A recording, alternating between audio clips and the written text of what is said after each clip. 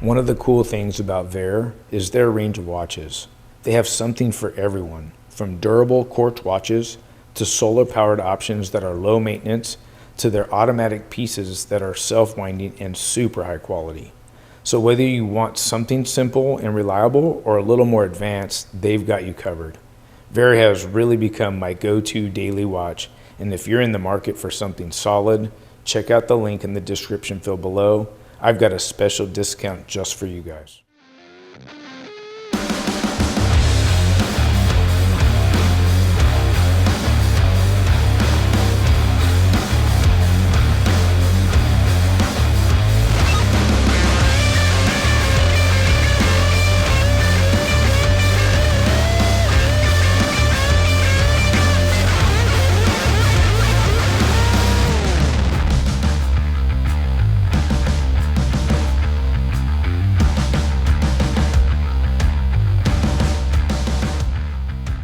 Hey guys, welcome to Surf and Show. I'm Noel Salas. Today's surfboard review, Xero Fusion by JS Surfboards. Now this board's right off the rack. It's the new HYFY 3.0 construction. It's a stock 5.6 in the Easy Rider DIMS coming in at 26.8 liters. Now I also have zero gravity here in the Carbo tune. Also in the Easy Rider DIMS, 5.6, 26.1 liters. And this is my stock 5.3 Sub-Zero HYFY 3.0 coming in at 25.6 liters. I'm 5'9", 165 pounds. It's gonna be fun. Sit back, get your favorite drink, enjoy the show. Now with our focus being on Xero Fusion, let's identify the board category. JS is calling this your Performance Groveler. Best in 1 to 3 foot surf. Now I feel like you can push it a little bit to head high and a little bit overhead, but Performance Grovelers, in my opinion, are supposed to go good in flat-faced, mushy waves where they carry a lot of speed on their own, mostly because of the rocker. Now, from what I understand, the DNA on the rocker of this board is similar to the Blak Box. Now, I had the privilege of reviewing the Blak Box 3 a few years back, and I enjoyed that board. And what I really liked about it that I'm feeling in this particular board too is how quick it is from top to bottom. The board feels fast and loose. I think those are the two best words that I can describe what the Xero Fusion feels like under my feet. Now, when I talk about the rocker, I would say it's low entry, low exit.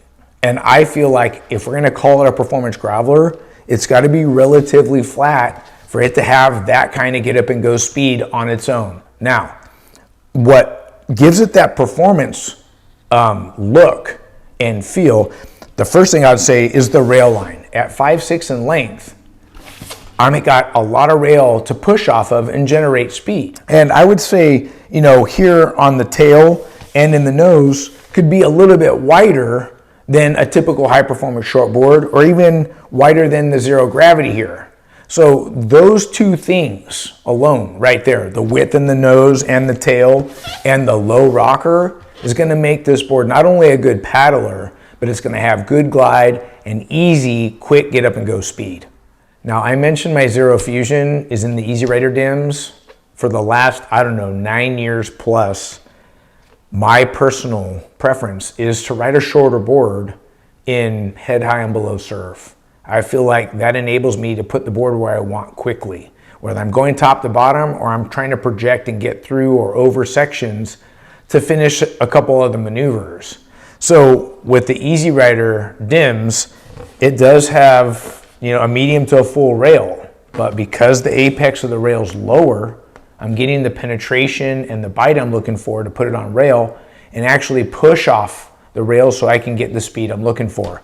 I wanted to mention what the foil looks like back here in the tail, and I would say it's consistently medium to me. It's not super foiled out, and when I describe Xero Fusion as fast and loose, I'm talking about how quick it is from top to bottom. And I feel like a lot of us surfers, when we talk about a board, that's kind of two words that we want to come out of our mouth, fast and loose. And with the foam distribution on this board, I feel like it's carrying the foam out right on the rails, but it's got that hypersensitive feel that I would expect from a Performance Groveler. Now, as I talk about how the board's going to rail, we've got to talk about the bottom contours. And it's pretty simple, and I keep finding myself gravitating towards boards that have the single under the front foot to give me that lift and give me that speed down the line. But then the double through the fins really makes it easy for the board to roll over on rail and go top to bottom and have good flow. This shape, the Xero Fusion, is a step down. So I did ride it in a variety of waves, and I really did like it. And in certain waves, it went better than my Zero Gravity.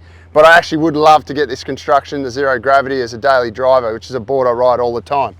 But back on the shape of this one, the Fusion, grovels really well. It's got that area up front that really does help paddle, and it's a bit flatter. It definitely gets you early entry into the waves. And with the wider tail, it can get pretty slippery through turns. You'll see in some of that footage where I sort of slid the tail right out and around.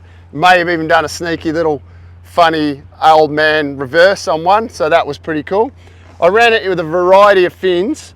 I found in the grovel, I definitely like the black sticks in largest the best. And then when it got a little bit bigger, I rode it in just the normal standard large legacies. But I did need the large in these. Normal, like a Zero Gravity, I'll often ride a medium. But with this wider tail and the swallow, I tend to find that it worked better with a large set of fins. But this technology is really good. I'm really looking forward to trying more of the HYFY 3s in a variety of board shapes. It's definitely an improvement on the HYFY 2, and it is a lot different to the Carbo Tune tech. It's got a little bit more flex, a little bit springier through, like when you're generating speed. So I think if you're riding smaller surf, the HYFY 3 be the way to go, and then when it's a little bit bigger, go into the Carbo Tune, which is really hard to beat. Bit of fun, got on my backhand, quad setup, see that, you quad lovers? Actually feels pretty good. There's something about a quad that gives you a lot of drive off the bottom, but I just don't like it. A couple I connected really well, but I just don't like that feel. I much prefer to ride a thruster most of the time, especially in a tail shape like that. But out of all the sort of short boards that I ride, this one's probably felt the best as a quad. I still prefer it as a thruster, but I can actually ride it as a quad. It feels pretty good. So if you guys like quads, you like the old Blak Box 3 as a quaddie and the round tail they used to do, or the swallow, this one will fill that gap in your quiver. Feels good. You. All right, guys, this is the JS Xero Fusion, and it is in the HYFY 3 tech. It's a stock 5.9, but they have two stock 5.9s. This one's the 29 liter, and this board felt really good. It almost feels like the type of dims I would get for a short board to ride here in North Florida, but it actually really performed well in small waves too. And I think part of that has to do with this HYFY 3 technology. The carbon wraps around the rails, and it's got a fat carbon stringer up the middle, and it really provides a lot of flex and a lot of speed through flat sections. I really like this tech. All right, guys, so I tried this with a bunch of different fins. I tried it as a quad, a thruster, a 2+1, and really I found the two types of fins that I liked most were the thruster and the 2+1.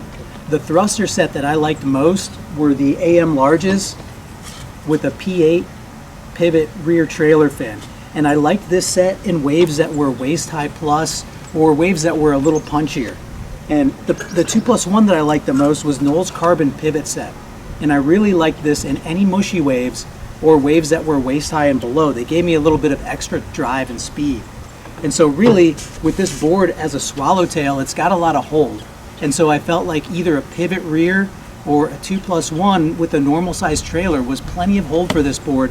And man, it really performed. It was great on rail, great into the lip, and this board is a really fun board for especially mushy conditions because it's so good through the flat sections.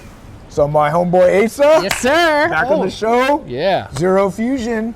You've been running pivot twin plus trailer. That's kind of your go-to fin setup. You always start there. How'd it feel under your feet? Felt great. Felt awesome. Board was super fun, super lively. At 5'6", it was a nice length for the pool for me, for my height. And I felt like the board was carrying really good speed through the turns. I felt like it was going top to bottom nicely. I felt like it just, you know, when sometimes you just get on a board and it just feels good. That's what it did right out the gates with the twin plus trailer. Now we got to talk about the different constructions. 4 to 6 foot surf, choppy waves, go Pew Poly.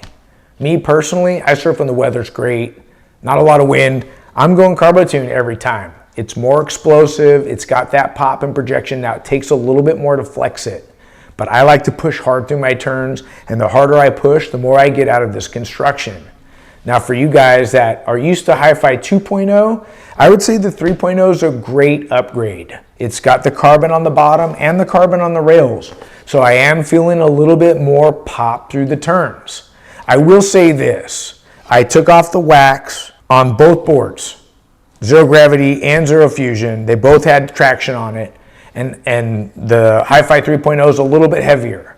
It came in at 5.55 pounds, and I would say that's equivalent to a PU poly that I would get stock off the racks at your local surf shop. I feel like the Zero Gravity is a little bit lighter, so it's got that extra quick, snappy feel to it, and that came in at 5.25 pounds. So it's really about what you're looking for, what you want under your feet. If you like to push hard, I say go carbo tune. If you don't push that hard and you want that pop projection and drive with less effort on your side, go HYFY 3.0. Now I want to talk about these three models in the Quiver. There is some overlap and you have options, but let's talk about 1 to 6 foot surf. If the waves are 4 to 6 foot plus, waves are pumping, obviously you want to jump on Zero Gravity. It's got the rocker that's going to give you the hold and the traction to manage the speed that's coming out of those bigger waves. But they've given you two options now to think about between Xero Fusion and Sub-Zero for that 1 to 3 foot surf. Now, I would say they're both giving you good speed.